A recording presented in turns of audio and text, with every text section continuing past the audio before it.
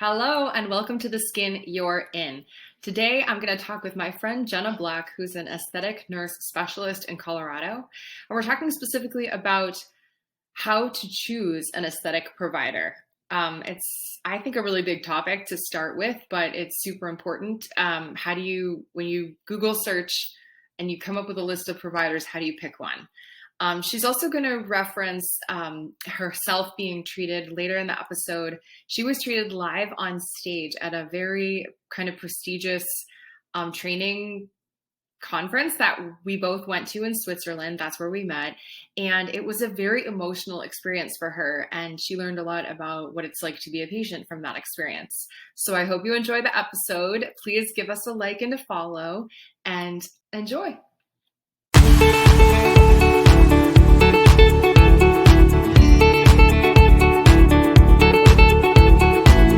Hi, Jenna. Hi, I've missed you so much. Welcome to The Skin You're In. You're my first ever guest. Oh my gosh, I'm so proud of you. Look at you. Oh, Made it happen, girl. We all are. We're just like living our best lives out here. So will you tell our listeners, like, what is your background?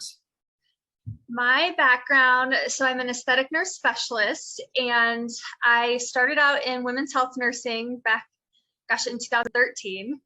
And I love the very awesome patient care I was taught, one-on-one, really listening to the person and everything they're going through instead of just like one issue.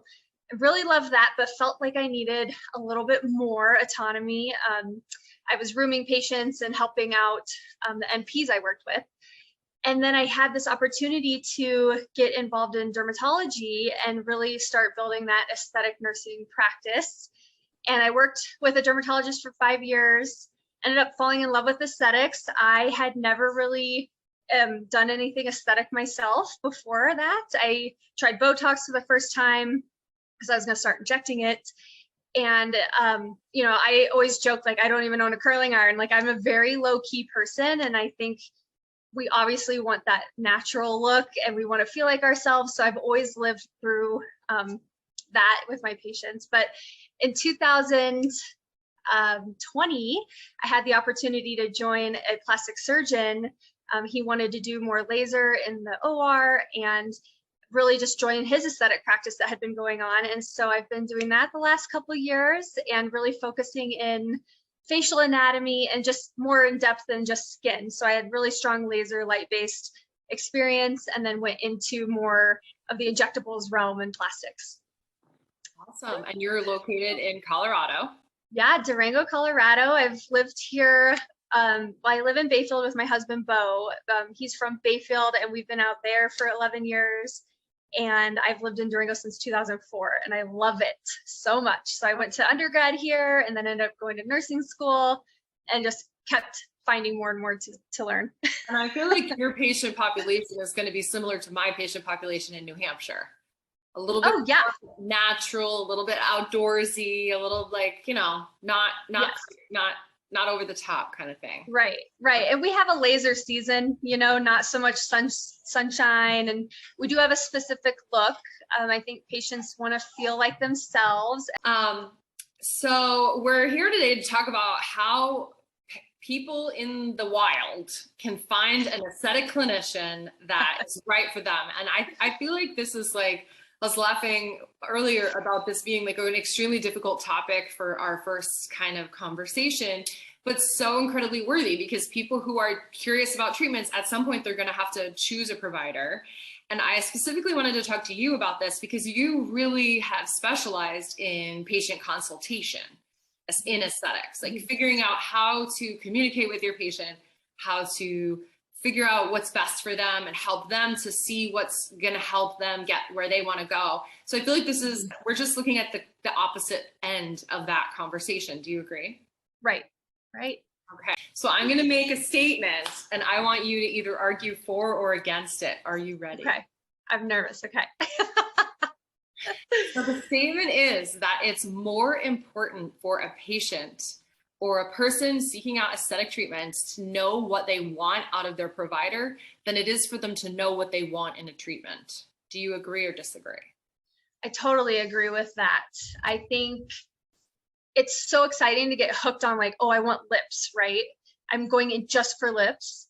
But I think it's even more important to find the person who's going to be doing that treatment and see how they portray themselves, what they're doing to produce those results.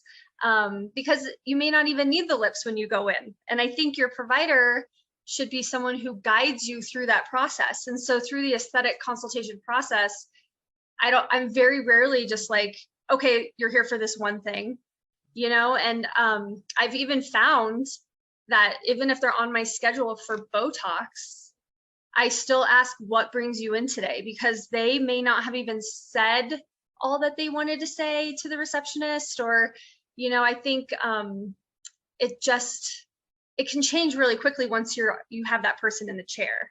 And so maybe their story truly comes out, right? And so if you find someone who can get that story rolling and get that out of their patient, then I think you'll have a better aesthetic journey than just seeking them out for just one certain thing. I agree. And it's something that I believe strongly, because that you should know what you want from your provider than what you want from your treatment, because most of these treatments are temporary. But the provider is the person who's going to, if you have a problem, you're going to be contacting them.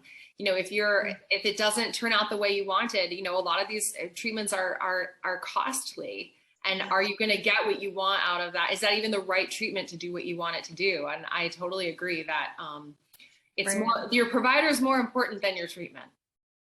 Truly. I mean, because the treatment's an important thing. Can they provide it safely for you? Are they going to do what you were hoping for? But I just think, in my experience, I've had such a relationship with my patients over several years now at this point, that a treatment, they may come in for a treatment, but that's not even what we're really doing anymore together. It's so much more than that. Yeah. So let's imagine we're somebody out, in whatever, New Hampshire and Colorado, and we Google Botox near me. And a slew of things come up, and there's going to be a dermatologist and a dentist, and there's going to be an aesthetic nurse, and there's going to be like a large place with lots of people working there. We have to decide which one we're going to call, right? Right. So when we are on that Google search page, do you have any red flags like that you would say like, nope, don't go there. That's not your first pick. I would say always, it's hard to say red flags, because I do think there's a ton of subjective and objective things out there, right? When we're looking at a provider, I think maybe focusing on just being sure you find a provider who specializes in this, and it's not like a huge practice with a bunch of things going on. Maybe it's mainly plastics or dermatology, or maybe that one person is just saying, hey, this is all I offer, and it's not a bunch of specialties at once. Sometimes I think that can get a little overwhelming. And I feel like, in our areas, it seems like there's more and more people doing this, right? And there's, you might want to look at longevity of how long the practice has been open, or if what they did before they went into practice as aesthetics. I don't know. I haven't Googled my local region in a while. I feel like I should do that. So I think my big red flags are if somebody offers a price that's far below the other prices in the area. Yeah. That's a red flag. Like super specifically too, like Botox for like what, $7 a unit or something. Yeah. Ooh, something that's wrong scary. Yeah. Because in the US, it's not, I don't think it's legal, but you can buy products from other countries, and they can be either they don't contain what they say they contain, or they contain toxins or bacterium that cause major problems. So if you look around and you see, so in my area, Botox or botulinum toxins are anywhere between like $12 and $14. And if you found a place that was offering it for $9 or $8, I would say that's a red flag. There's something wrong. Yes, that's a good specific. Same with fillers. I really like when there's a place to go to, like they have a set up clinic for you, and they're not coming to your home, or they're saying I can meet you anywhere. I think that's a big red flag also. There's a fine line between Botox parties and then everything else. And I don't do Botox parties anymore. I'm just like, come to the office. I have my perfect setting. You will be safely injected here. I'm not a big fan of going into the personal space because it's just so much harder to control what you can control. Yeah, that's so much can go wrong. Yeah. I do tox parties, or I have done some. Mm-hmm. And I did start out as like mobile, but I never did filler mobile. And even the tox, I think I did it at somebody's house, like in their kitchen, like one time, and I was like, this feels wrong. A tox party is different, and party, at this point, I'm comfortable enough doing botulinum toxins. The risks are very small. It doesn't really bother me. I'm fine with that. But the whole mobile thing, I think there are people who set up their business as like mobile concierge service. And that's like a different, but I would never, if it were me, I would never allow someone to inject me with filler in my home. I don't think that's a good idea. I know. I thought about that through COVID, and I was like, maybe I could do concierge style, because I have a lot of clients who have like a beautiful bathroom setting, vanity, and they have a space we could sit in and things. But I still, now that I have the option to just do it in my office, I just assume do it there. But if you had to pivot or go through a business change, or like, a pandemic crisis or something, I'm sure we could like reevaluate that. But, and, Botox parties are really, I've done a few of them, and I really used to enjoy that. But when I just used to get to the point now, I'm like, I just would love to have you in the office. So I just make sure. I offer tox parties in my office, which I haven't anybody take me up on, but my office is beautiful. Here, like, bring your snacks. Yes, I said the same thing. Someone wanted me to come down and just like 30 minutes away, and actually in New Mexico. And I was like, just come to me, it'll be fine. It's just going to be a better experience for them. Yeah. Lighting can be really tricky in people's homes. Injecting in someone's kitchen chair is hard. I'm like, we need like a good back. So I think another big thing, maybe not a red flag, but something that's helpful for the person that's on the Google page. I think it's helpful to look at the reviews and the responses to the reviews, because obviously if they've got a ton of good reviews, great, that's helpful. If they have a ton of good reviews and one bad review, but they responded to it in a professional way, I feel like that says a lot about them as well. Right. Then if they got a bad review and responded to it in an unprofessional way, I think that's helpful too. I know. I think that shows reactivity, and truly they're not about the patient experience at that point, because, a lot of this is maybe they're just scared. I think a lot of things truly that evolve from a negative situation is just from fear. Right. And it may be from both sides. And I think, it is scary to go through a complication with a patient, or, but it's all how you handle that and still make sure your patient's having that experience that makes sure they feel good about themselves. It's so important. Yeah. And do you feel like, because we both live in such small areas, word of mouth seems to be like my biggest business flow for me. And I feel like that if you had something negative it'd travel pretty quick, word of mouth, versus them just putting it on the internet. Yeah, most of my referrals or patients coming in are from social media. Shout out to Miranda Pierce. Yes. So, but it's all the local pages, so it'll be like the town page that I put a post on, and then people hear about me that way. So it's still a small town kind of. Somebody could easily respond to my post saying like, I went to see her, she's a jerk. So yeah. Another red flag, something that I don't know how you feel about this as a person who's treating a bunch of people, but I feel like if someone's really hard to get a hold of, that's a red flag. Because even if it's your first Botox visit and you're just getting it right here, it could still be really scary. And what if you feel like you have a weird pain or something later and you can't reach that person who injected you? I think that's really discouraging and creates more fear, all the way to like a horrible complication. We've seen all the stories where they end up somewhere else, and it's like, okay, we didn't inject this person, but here they are, and they couldn't get a hold of the original person who injected them. And I think, how do we keep a boundary where we're like, okay, do we give out our cell phone numbers to everyone?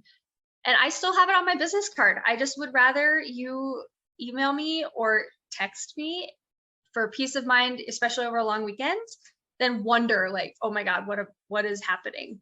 I agree. So I have a business line but it goes to my cell phone. So I know when somebody's calling me, they're calling me for my business purpose. Yeah. Just like, cool. It just lets me know, but it comes through just like a cell phone call. And I do give all of my patients that number and I text them my name so they can text me. Cool. And I have to say, not one person has ever abused it. And now I'm sure that it will happen, but I get a lot of text messages like, hey, I have a headache. Is that okay? And I can be like, yep. And I put them at ease. And that was so easy. It didn't take any of my time or energy to just be like, yep, you're fine. Like, I know. I love that. Tox in the forehead can give you a little headache the first day, no big deal. Or they'll text me and be like, I feel like my eyelid is drooping. And I'll say, send me a picture. And I'll be like, nope, you would know or whatever. I can put out so many fires with a text message. It's amazing. Yes. I love that. I do the same thing. I've done it for years and years. And I've not had any issues either. I think it's been really helpful. Who also always talks about doing that is Erica Berry, Injector Bunny. And she's like, everyone gets my cell. I don't even care. People think I'm crazy. Yeah. And I totally just think it's great practice because, a lot of aesthetics is being there for the patient through the consultation process all the way through the end result. And there's so much gray area until they become like a patient of yours for 7 years, and then they kind of get it. But there's so many new people looking for things too. And I just think being there is I actually heard on a podcast that was for injectors recently, like, don't give away your cell phone number. That's bad boundaries. And I kind of get that a little bit, but at the same time, and I think this is what like an interesting kind of topic within choosing your injector. I am a very boutique business. It is only me here. I have a little end unit in this beautiful shopping area. It's myself, and I now have somebody who, a practice manager at the desk for me. And so I'm very boutique, but that's not everyone. So I might not be the right provider for everyone. And there might be people who really like the larger place that they can go and get. Now, I don't have any lasers. I don't have radio frequency microneedling. There's a lot that I don't have and can't do. And I refer people out to that stuff. And I say to them, like, I hope that you're happy enough with me doing your talks that you'll come back to me. But if you don't, that's okay too. Like, this is like how I run my business. But that's also why I say to people, or I say, like, you should know what you want out of your provider, because if you want to have your provider's cell phone number, you're probably not going to get that at a larger place. Sure, exactly. If you want like the most effective state-of-the-art technology, you're not going to get that with me. So you probably need to go somewhere else. These are just like things that people can think through, like, what are their goals? What's important to them? Right. And I have always said, people are going to go where they feel the most comfortable, no matter what. And you know what? You may not have that technology available to them, but they're going to trust your opinion that you were guiding them through that journey still. And then they're going to be like, okay, all right, Jen, I'm ready. I'm ready to tell you what I've been doing the last 4 months. I'm ready for my talks, like they will, because if you lead with integrity and ethical decision-making for your patients, and you're like, hey, I really value this practice for your CO2 treatments, they're going to come back to you because you're guiding them into a safe place. I truly believe that. You made them comfortable. Yeah. But I've also had people come in that are like, I don't know why you're talking to me. Like, stop talking, do the injection and let me get out. And that's okay. Like, I'm not the right provider for them. They really want like the cheapest, quickest in and out. Like, that's what they want. And that's okay. But that's not me, like really me, Sure. I know. So yes, aftercare. So we already mentioned, how are you going to contact your provider? And that's one of my big things is, even if you go to a large place that has a lot of injectors and, you don't even see the same person every time, you should know what the process is for contacting someone if you have a problem. Right. specifically for filler, there can be serious complications, and you need to be able to get in contact with someone in a timely fashion. That we can't be playing around with 12 hours or 24 hours. You need to be able to. So they need to have, and I believe, so step 2, so now we've gotten past the Google search page and we've decided like, okay, I guess I'm going to try out this guy. So you're there for a consultation. And I think the consultation, I feel, or I wonder if people show up in an office for a consultation and they go, well, I guess this is where I'm having my treatment. And I would really encourage people, don't make that decision until after your consultation. Like consultation is your time to figure out if this is the right place for you. You don't have to have treatment that day. You don't have to have treatment with that person. Like, I know you might be excited to do it, or you finally decided to bite the bullet and go for it, but your consultation is a really important time to determine if this person is right for you. So I would ask you, Jenna, what do you think people should really look for in a consultation? And maybe everyone's not looking for the same thing, but what are some things that will help them determine, like, is this provider right for me? Well, in the way I do my consultations, you know, how you said, I think it's so important not to rush into the treatment, because a lot of emotions can come up through a consultation, like, okay, I'm really scared, but I feel ready. The only treatment I'll do same day is Botox or any tox treatment, because it is kind of easy for me to incorporate that into their day. I usually give an hour long for my consults. And I do sit there, like I said, I ask them, what brings you in today? And some of them look at me like, you don't know why I'm here. And I still let them answer me, because I'm not going to start the journey for them. And I find so often that they start talking about family history more, and they can really start talking about what they've been through. And they start actually talking about themselves instead of just the area. Right. And that's so awesome. And I do think just someone who's good at holding a conversation and doesn't, another red flag is someone who just jumps in, oh, this would be perfect for you. I really want to do this right now. This would be so perfect. I can give you this result and it's going to be this much money, but I can guarantee you results. That just drives me insane. I think managing expectations and education take precedence over so much.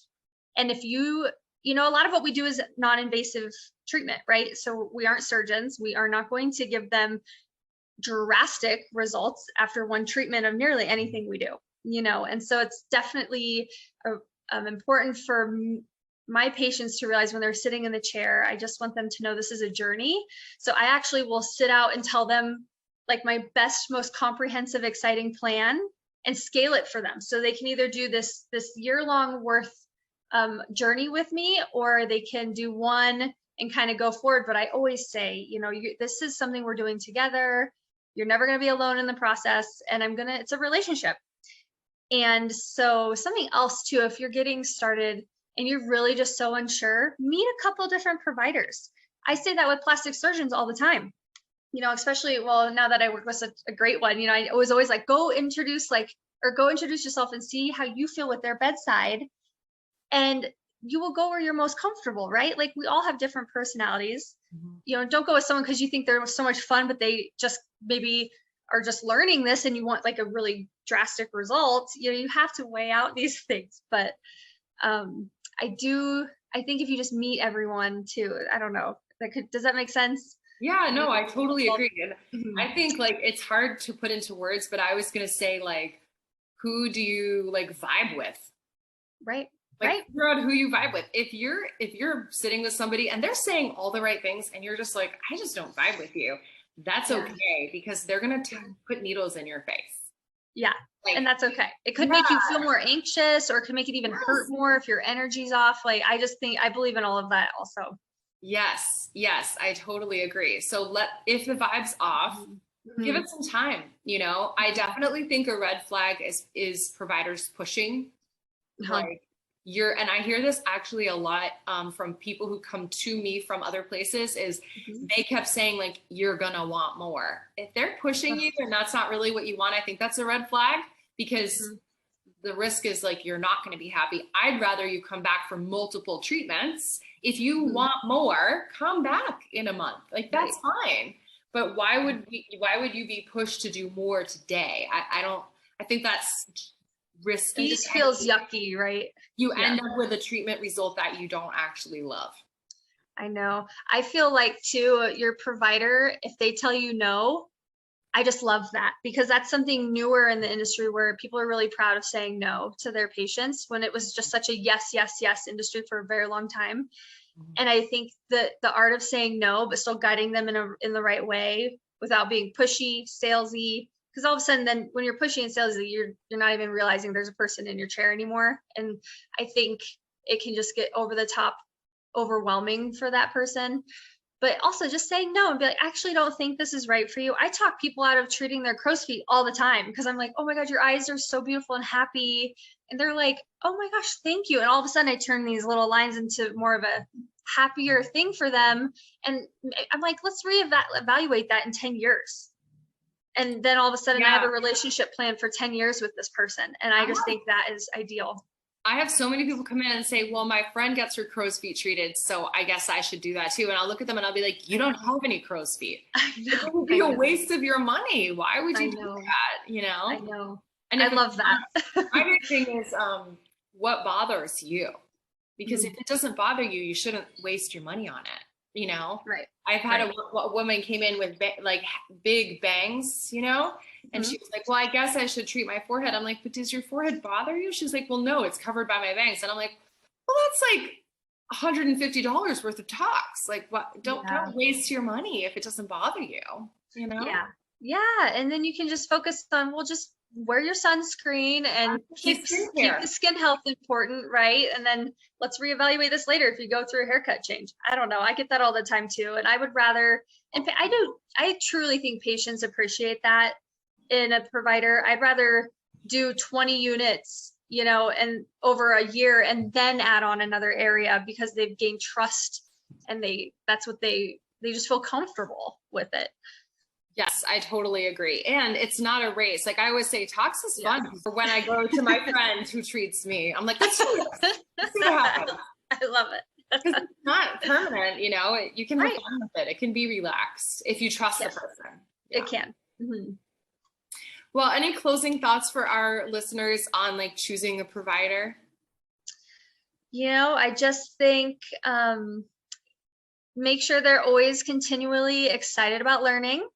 And, you know, they're not necessarily bringing trends into the office, but they're watching trends and seeing what provides longevity and certainty for their patients. And they can guide you through like a safe journey instead of just a one and done treatment. I think that's really important too. That brings up another one that I wanted to talk about or hear what your thoughts were about. How should the regular person on that Google search page evaluate before and after photos or social media in general? I know. I think that's so hard. I think if you see something on social media, save it and bring it into that person and ask them about that journey of that patient, because it may not even be right for you, but it obviously sparked your interest. So you're interested in the aesthetic journey. And I do, you know, I even have patients that say I ran your before and afters through a site that shows if they're truly yours. And so I think there's ways out there to really get behind like the false advertisements that happen. I was like, oh my God, I did not know you could do that. I thought that was so cool. And, you know, and make sure their posts are a little educational too. Like they can talk about that in an objective way, because it's such a subjective result. But I do think just the easiest thing is, don't make your mind up off of social media, but that may be how you found your provider, and then go from there. You know, I use a lot of my media now as before and afters to show my patients like in the rooms and stuff, and patients are starting to bring in their phones and show me what they saved, which is so exciting. And I would just say, save it and bring it in and have a conversation in person. That's good advice. That's a good idea. Yeah, in my view, before and afters are helpful to an extent, but I always encourage people to like ask themselves questions or ask the provider questions, like, well, because I see a lot, and like as a provider, I can tell, but you can't necessarily as a person looking for a treatment, you can't necessarily tell whether the after is immediately after or 2 weeks or 4 weeks. And that can make a really big difference as to how the appearance of specifically lip filler. And like, I do post lip filler before and afters, but I always try to be like, this is immediately after, there is swelling, it is red, like, you know? So I feel like it's helpful for the person out there to ask yourself some questions, like, what details did the person give me about this treatment? Did they tell me that it was immediately after? Like, on all of my talks before and afters, I always specify both pictures are with muscle contraction, because that gives me information. So that is so helpful you do that, because sometimes if I was just a person looking at it, I'd be like, what are they doing? You can't tell that this static photo, but they're still moving all their muscles, you know? Yeah, it's so hard. So like, ask for some more information, and maybe they don't give it to you, you know, maybe the provider doesn't have it on there, but you're right. Like, pull up their social media and be like, tell me, what did you do here? What is this? And how long after the procedure was this photo taken? And how long do you expect this result to last? Just my advice to people is to take before and afters with a grain of salt. Certainly it's helpful, but try to ask some more questions around that. Yeah, just be your best advocate and use it as a tool, because they may not know the words of how to describe that photo, but you can show that to the person who posted it and be like, tell me more, you know, and that might be how you get that information. So simple. One of the struggles that I have with my own before and afters is that I have a really hard time capturing what I do in photography, because my patients want such total subtle results. And all I have to say, like, when they walk out the door, they're like, oh my gosh, I love it, this is fantastic. But wonderful. It's hard for me to put it in photograph. And so sometimes I feel a little like the before and afters they're not representing what I did for that person, which is to give them like the confidence that they wanted. And like, we're looking for where some people could look at the before and afters and be like, I don't really tell a difference. Well, like, that was kind of the point. Like, they wanted subtlety. You know? I know. I do think that's so important, because some people might miss out on your personality and your beautiful side, the bedside that you offer in that sense. And just because we don't post it, I don't post a ton of before and afters either. I find myself very immersed in like my patient, and I kind of do all that on my own sometimes. And so I'm like, I forgot to get the before and afters, but the patient's so happy. And now, you know what? They're happy. And that word of mouth is out there, and I'm so thrilled. And I can explain that to patients. And honestly, Jen, after my last experience of having my lips done on stage and being so in the spotlight, I didn't realize how vulnerable it is to have someone share their before and afters. And I feel so much more, honestly, a little apprehensive to just be like, hey, let's put this on the internet, you know, because I just experienced that. And it was scary, you know. I'm like, oh my God, they're zooming in. I should have got my teeth whitened. I went there, you know. And now, and you know, it's been all over the internet. It's been really exciting. But I'm like, wow, that must be what that feels like. Yeah. So I don't think you should base your provider choice just solely off of their social media and before and afters, because you can talk about that in private too. And just remember, in-person conversations are always going to be best. Yeah, I totally agree. I totally agree. Yeah. Well, thank you so much for giving us your time and your expertise. You are such a beautiful person inside and out. And I'm excited to share these little tidbits, because I think it's a really challenging topic for people. So it is. Thank you so much for having me. I'm so glad we crossed paths in Switzerland, and I've just been so excited for you, watching everything you've done since then. It's awesome. Oh, thanks. Right back at you. Thanks, girl. All right. I'll talk to you later. Bye. Bye. I hope you enjoyed that episode. I enjoyed speaking with her. And as always, my mission through both the Skin You're In and at Releve Medical Aesthetics is to empower you to make decisions about aesthetic treatments. So if you have ideas for content or discussions, or you'd like to be a guest on the show, please reach out, relevemedicalaesthetics@gmail.com. We're also on Instagram and Facebook, Releve Medical Aesthetics, and the website, relevemedicalaesthetics.com.